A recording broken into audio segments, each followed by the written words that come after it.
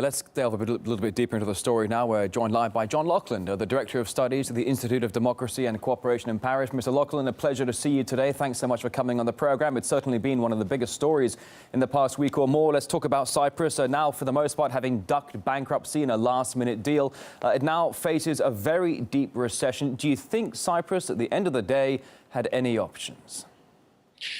Cyprus is yet another victim of the, I would say, power and ideology-crazed determination of the European elites to keep the single currency intact against all the odds.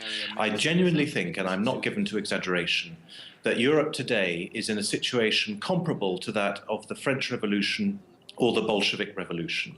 I mean by that an entire class of people, in this case the so-called rich Russian oligarchs who apparently have been laundering their money in Cyprus bank accounts, are going to be expropriated, not taxed, as you said, Rory, in your introduction, expropriated and treated as if they were criminals. It's just as in the two revolutions I mentioned, aristocrats as a class were hung up from the lampposts because it was decreed that their property had been criminally obtained. This is a very, very bad precedent because it means that bank deposits, which are private property, are no longer safe in European banks. You talk about these deposits being private property. I was going to ask you, because ultimately people who have over 100,000 euros in some of these accounts could lose up to 30%, which is what some are calling one of the most enormous bouts of fraud in broad daylight. Is it in any way justified that authorities can go in there and start pilfering the life savings of innocent people? Absolutely not. It is in no way justified. The only way that money could be raised in a justifiable way would be by tax. That is to say, by a lawfully approved measure without retroactive effect. This, by contrast, is a bank robbery.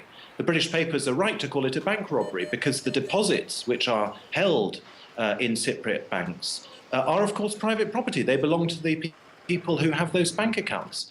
And the reason why Cyprus has been forced, and I mean forced, to adopt this, is that on Friday, following the rejection of the earlier plan, which was substantially very similar, the European Central Bank did something which it has no legal right to do at all.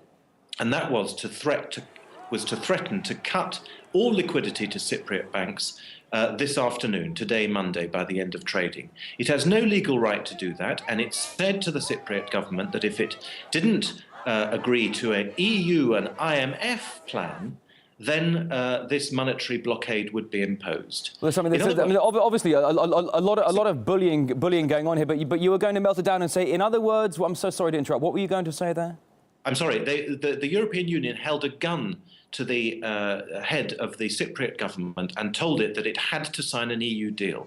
I suspect, by the way, that's one of the reasons why the Cypriot finance minister's visit to Moscow last week ended in failure, because the EU told him he had to sign an EU deal, not a Russian deal.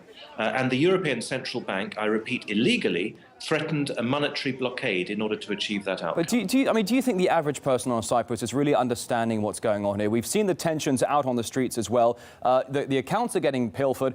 People are losing money left, right and centre. And here we have tension on the rise with masses of job losses as well. What do you forecast for the near-term, short-term future?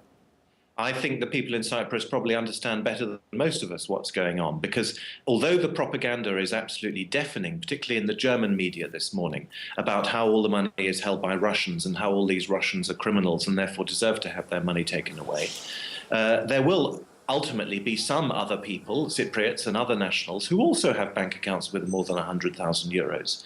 And if that money is expropriated, stolen, as it is going to be, then the effect on Cyprus's banking system will be absolutely catastrophic.